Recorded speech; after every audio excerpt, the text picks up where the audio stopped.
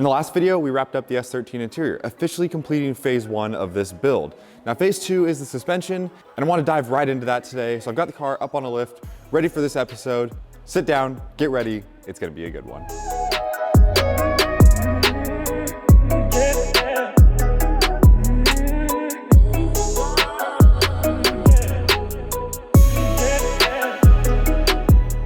What is up, you guys? Welcome back for another huge video on the S13. Today is a big day because we are officially moving on from phase 1 to phase 2 of this build. Phase 1 being the interior. If you watched the last video, you saw that we got that all wrapped up. So today we are officially moving on to phase 2. In the intro, I got the car all up on the lift and we are ready for suspension.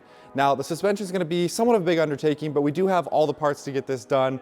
And I've told myself that I'm not going to take this car off the lift until it's a rolling shell.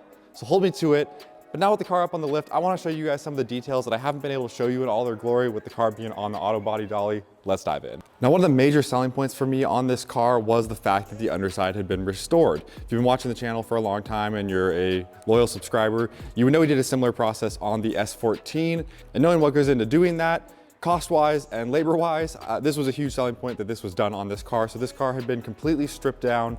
They did a full rust removal, new primer down, new seam sealer, and finished it off with a black Raptor liner, which looks absolutely phenomenal. So as you can see, the underside of this car is seriously clean, and the rest of the parts that we have going on it are equally clean. So today I want to break down kind of how I'm looking at this process and how we're going to attack getting this car to the point where it can be a rolling chassis, because obviously that involves quite a bit of different suspension components, getting the gas tank in, running a bunch of different lines. So I just want to break down kind of how I'm thinking about attacking this, but also show you guys all the different parts, because there's some seriously good bling parts, and I just want to show you kind of my vision for the underside of this car. So the first thing we're gonna have to attack is the gas tank. This has to go in before the rear subframe. I've got a brand new OEM gas tank from Nissan, new Nissan straps, new bolts. I literally had to order these from Japan. I'm like that ridiculous about it. But to get the bolts that hold the straps on here, new hose, I believe, for the filler neck. We'll have to double check on that. New gas tank cap, and then full Radium fuel system from the tank all the way to the rails. So we'll be getting some of this stuff installed when we do the tank, and then we'll have to run the lines underneath the car up to the engine bay, and we'll just leave those hanging there until we get to the engine portion of the build. But we're gonna have to get this stuff ran in order to get the suspension in. So let's take a closer look at some of this stuff, because I haven't even unboxed some of this stuff. So this car didn't come with a fuel tank, which made the decision kind of easy when it came to what I was gonna do. I just ended up buying a brand new one from Nissan. So take a look at what this guy looks like. I literally haven't even cut the tape on the box. So you guys are getting to experience this with me for the first time. Wow, my left hand is useless. I think I just cut the side of the box.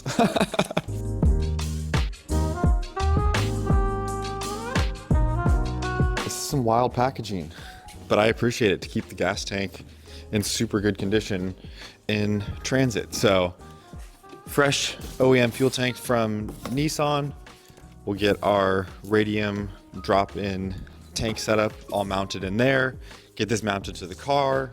We've got brand new straps. I need to figure out where the other end, so the hardware that goes through here is.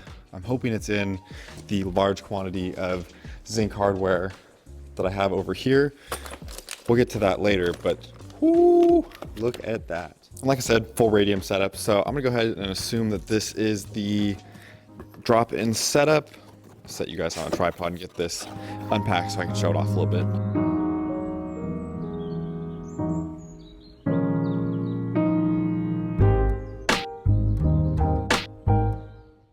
So this is just an incredibly baller piece. I believe the whole top part is billet. Super clean piece from Radium, and because we're running the Radium drop-in setup with the Radium fuel rails, I believe we're going to be able to do full AN all the way back. So we'll take these off and actually swap it out for the AN style fitting that's in here. And then I believe we've got the whole kit in here with all the different hoses and everything that's going to get us connected from the gas tank all the way up to the fuel rail system. But whew, I'm so excited.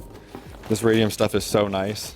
Oh, and this is a great time for me to let you in on a little secret. So Drift HQ did sponsor the engine build on this car. Well, it was originally supposed to be for my S14, but because I bought another car since I had bought all the engine parts, we just transferred stuff around and it's now for the S13 engine build. I'll be talking more about that later, but I just wanted to give a huge shout out to Drift HQ for being part of this build. And because I couldn't help myself, I had to pull this fuel rail out to take a look, and I realized I might have been saying fuel rails, like plural, the whole time.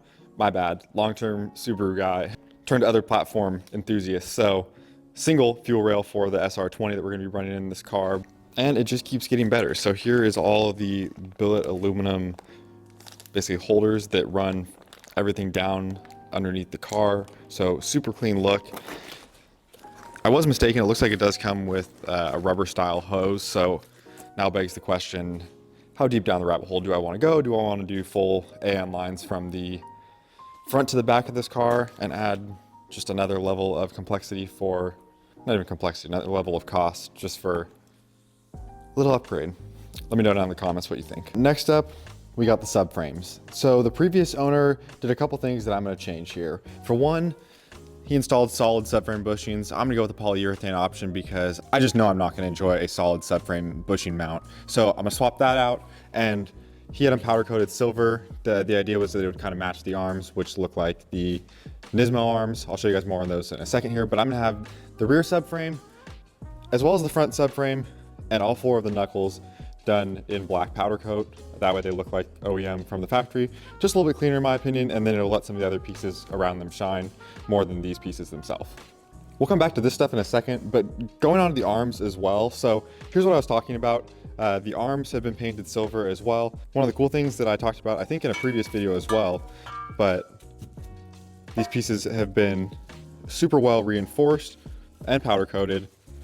Here's the tough part, and I don't know if it'll show well enough on camera, but I'll at least explain my dilemma here. The previous owner wanted these to match the Nismo power brace, so they look like the Nismo arms. It's very close, but the arms look like they're maybe a little more dull, whereas this has a little more gloss to it. Begs the question, do I get them repowder coated? I don't know if you can get it much closer. I'm gonna ask a local shop and just see what they think, if it's possible to get it a little bit closer, or if I just leave it. But this also begs the question, with the subframes and knuckles being black, do I keep these arms silver?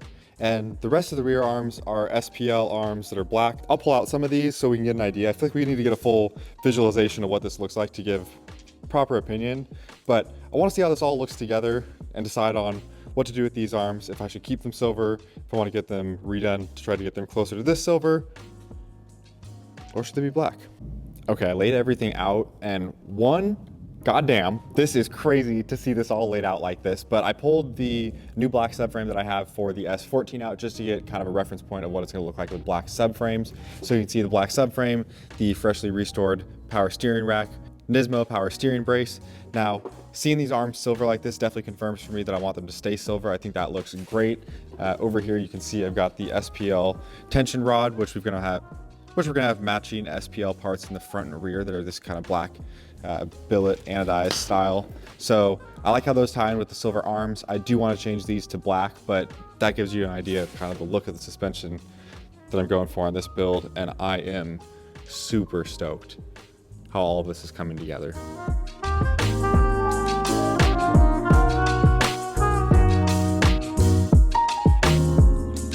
So I added the sway bar and then put the knuckles up like you would see them, but man, this looks so good together. So I'm getting super excited to see this all on the car, and I'm also really hating past Nick right now for not taking a closer look at this sooner. The previous owner had put solid bushings in here. I don't think I'm gonna survive driving this car with solid bushings, so I was trying to get these pressed out before getting the subframe painted in black, but these look like they're gonna be a total nightmare to get out. I think this bottom lip is part of the bushing, and then you'd have to press it out from the top. So I'm gonna have to deal with this or pay someone to take these out, because god damn, that's gonna be no fun. So maybe paying to have someone take those out just to get this whole process moving. So like I was saying, this subframe and the front subframe for the S13 are gonna get painted in this same black. My goal is to get it matching as close as possible to the OEM paint. This is a brand new one for the S14, so we've got a good point of reference. We're gonna get the knuckles painted as well. And I was just looking at these, and I think these have been reinforced as well, which I did not know was a thing, but I'd be very surprised if that was how they came from the factory. And then in the rear, the axles have the same kind of textured gray finish that the power steering rack does in the front, so that'll tie that all together. Those have all been totally rebuilt and refreshed and are gonna look and perform absolutely beautifully. We got new everything over here. Full SPL arm catalog for the rear, new bushings all around, new sway bar end links, like everything, tie rods. So we're gonna get all of this stuff gradually installed on the car. It's gonna be kind of chaotic, but here's a look at some of the SPL arms, because those are just absolutely beautiful. So like I said, full SPL part catalog. Sway bars are powder coated black front and rear. So I've got a set of Z32 30mm aluminum calipers for this car. Now, they're in really good condition. I do want to see if I can get these vapor honed and keep their original metal finish. I think that'd be really cool, and I haven't seen that done on a lot of cars, and it'd be very suiting for this build. So I'm gonna try to get these vapor honed along with this exhaust heat shield here. So get those two things vapor honed and cleaned up so they're nice and clean to go along with all the other new, clean, freshly painted parts, and everything goes together nicely and is clean all at once. So if these don't clean up in the vapor honing, we'll have to get them powder coated. I've got bronze wheels, so let me know down in the comments below what color you would paint the calipers if we do have to end up painting these. I'd love to hear your opinion on it. And this is equal parts amazing as it is scary, because as beautiful as all this zinc is, the idea of trying to get all of this back to its home in the right place is a little terrifying. So at some point here, I'm gonna have to get these all opened up and kind of sort them by like pieces, and I think that's gonna be the easiest way to do it. And then from there, I'll just kind of figure out what goes where, because these Nissans are kind of repetitive in that sense, that they use a lot of the same hardware in same spots across the car and across chassis as well. But this was all done by Mike at New JDM, so if you need any zinc coating, hit him up. He did all this, and he's doing the intake restoration for my cars as well. Got brand new 5-lug hubs to install on the car. It's gonna be an absolutely beautiful suspension setup when it's all said and done.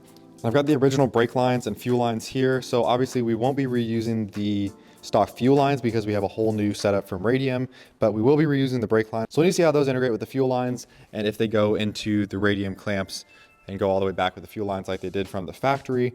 And then we've got our transmission and diff here. So we've got a 5-speed transmission for the car.